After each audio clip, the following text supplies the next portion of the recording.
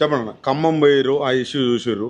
పొంగులేటి ఏమంటున్నారంటే డైరెక్ట్ ఏం లేదు, పేడ్ ఆర్టిస్టులను తీసుకొచ్చి మాట్లాడిస్తున్నారు, మొత్తం ఆడ అసలు ఏం లేదు, ఏవో ఒక 2-3 ఇండ్లు ఉన్నాయి కావచ్చు, వాటికి మేము ఇందిరా మిల్లు ఇస్తామని అంటున్నాడు. ఆయన మాటలను ఎట్లా చూడొచ్చా మనం? ఇప్పుడు పేడ్ ఆర్టిస్ట్ కాదు, ఆయన పేడ్ పొలిటీషియన్ అని నేను అంటున్నా. నువ్వు పేడుగానే ఇప్పుడు నా ఒరిజినల్గా తుమ్మల నాగేశ్వరరావు మంత్రి ఉన్నప్పుడు ఆయన గిలాసాలు అందించేటోడు, చిన్న కాంట్రాక్టర్. అర్థమైందా?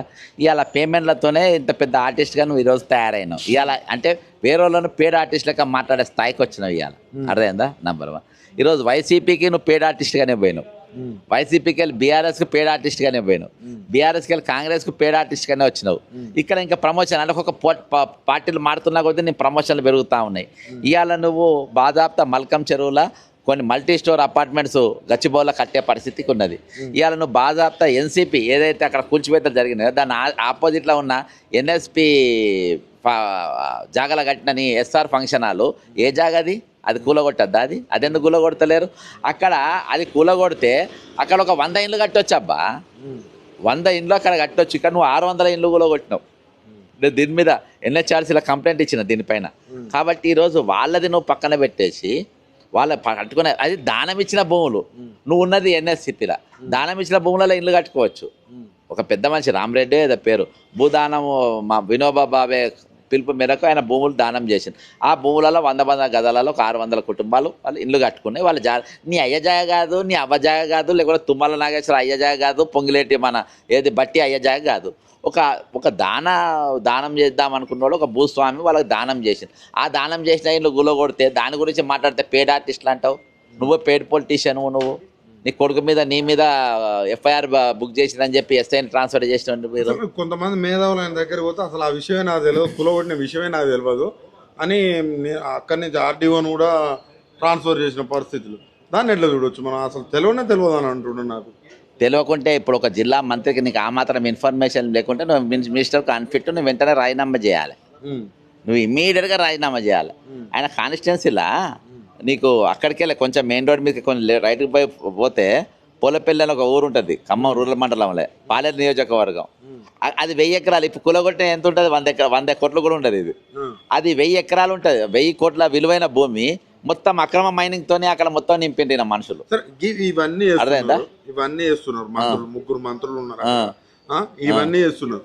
రేవంత్ రెడ్డి ఒక్క మాట కూడా మాట్లాడకుండా ఒకటే మాటలా నన్ను ఏరి కోరి తెచ్చుకున్నారు, నేను వాళ్ళని ఎందుకు ఇబ్బంది పెడతా, అసలు వాళ్ళు ఇబ్బంది పడతలేరు అన్నట్టుగా మంత్రులకు కావచ్చు ఇటు ఆయన గవర్నమెంట్ని సపోర్ట్ చేసుకునే విధంగా మాట్లాడుతున్నాడు. ఎట్లా చూడాలి?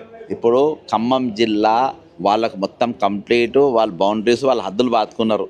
ఇలా మేము గాంజా పండించుకుంటాము, అక్రమాలు చేస్తాము, మైనింగ్ చేస్తాము. 10% మైనింగ్ పర్మిషన్లు తీసుకొని 100% కొడుతుండ్రు. ఏవి కూడా ఎవరు చూడరు. విజిలెన్స్లు పనిచేయి, డిపార్ట్మెంట్లు పనిచేయి, ఏ పని చేయ అక్కడ వీళ్ళు ఏది చెప్తే అదే డ్యూటీ చేయాలి. వాళ్ళు పోలీస్ అయినా కానీ, రెవెన్యూ కానీ, ఆర్డీఓ కానీ, ఎవరైనా కానీ వీళ్ళు చేసిన భూమి పనులు మాత్రం చేయాలి, వేరే పనులు చేయలేవద్దు.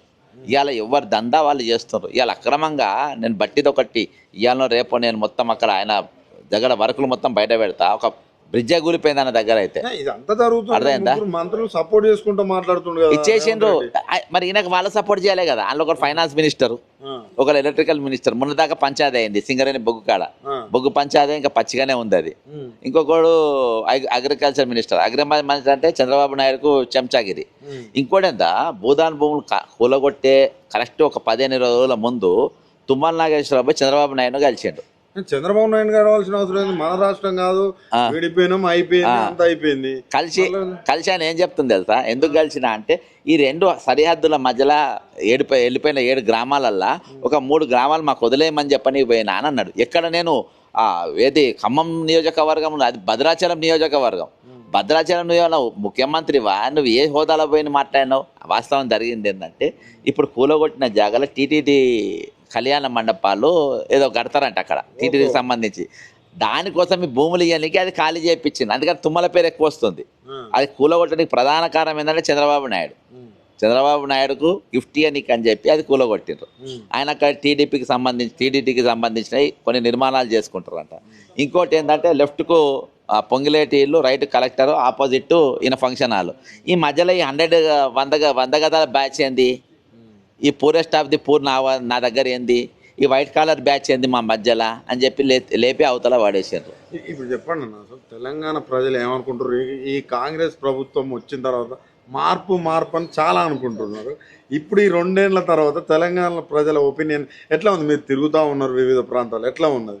తెల్లారు లేచి దేవుడా ఇవాళ రేవంత్ కళ్ళు నా భూమి మీద పడద్దు, దేవుడా రేవంత్ రెడ్డి కళ్ళు నా ఇంటి మీద పడద్దు, దేవుడా రేవంత్ రెడ్డి కళ్ళు నా రిటైర్మెంట్ పైసల మీద పడద్దు, దేవుడా రేవంత్ రెడ్డి పన్ను మా నిరుద్యోగుల మీద పడద్దు అని రోజు పోయి దేవుడిని మొక్కుతున్నారు. రాత్రి అమ్మ ఇవాళ వాడి కళ్ళు మా కళ్ళ మీద మా మీద పడలేదని మొక్కుకునే పరిస్థితికి ఈరోజు వచ్చింది. కన్ను పడితే బస్సు కూలగొట్టుడేనా, వేరే ఏం లేదు. డిస్ట్రక్షన్ తెల్లారు లేస్తే కూలగొట్టుడే. అదొక పెద్ద డ్యూటీ పెట్టుకున్నా ఇవాళ దాకా చూడలేదు. డిస్ట్రక్షన్ సీఎం, కన్స్ట్రక్టర్ కాదు, దిస్ ఫెలో ఇస్ డిస్ట్రక్షన్. ఈ రోజు కూడా ఒకప్పుడు ఇదే మీరు చీకటిపల్లికి మీకు కూతవేటు దూరము, రాహుల్ గాంధీ వచ్చిన రోజు ఏ పోలీసులు అడ్డుకోలేదు. ఈ రోజు ఆయనకి ఏదో వినతి పత్రమో లేకపోతే అడుగుదాం అంటే ఇన్ని నిర్బంధాల మధ్యలో రాహుల్ గాంధీ వచ్చే సిచ్యువేషన్ ఎందుకు వచ్చింది తెలంగాణ? ఈరోజు నేను అదే పరేషాన్ అవుతున్నా. రాహుల్ గాంధీ దగ్గర ఆమ్ ఆద్మీ కా సిపాయి అని ఒక దుకాణం ఉంటుంది, అహింసాకి రాస్తే అని ఒక దుకాణం ఉంటుంది, సంఘం అని ఒక దుకాణం ఉంటుంది, మహాత్మా గాంధీ ఎజెండా అంటారు, ఆ కామన్ మ్యాన్తో కలవాలంటారు, దాంట్లో వచ్చి మీటింగ్లు పెడతారు. ఈరోజు భారత్ జోడో యాత్ర చేస్తారు. ఈరోజు అధికారం రాగానే పోలీసు వాళ్ళని పెట్టి మాట్లాడేటోళ్ళని బయటికి రాకుండా నేను చేయగలుగుతాను, నన్ను ఎన్ని రాష్ట్రాల్లో తిప్పిండు రాహుల్ గాంధీ పర్సనల్గా తెలుసు. రేవంత్ రెడ్డి అంటారు రాహుల్ గాంధీ పర్సనల్గా నా పంతనం ఏందో తెలుసు. అసలు ఇవాళ జరుగుతున్నటువంటి వాస్తవికత వినడానికి ఏం రోగం అబ్బా, వీళ్ళది వదిలే అబ్బా, రాహుల్ గాంధీకి తెలవాలే కదా. ఇవాళ రోడ్ వే ఉండే ఆయనది, ఏది బేగంపేట టు వికారాబాద్. అసలు ఒక్కటేసారి ఈరోజు గాల్లో హెలికాప్టర్లో తీసుకుపోతున్నారు ప్యాంబాప్. ఎందుకు?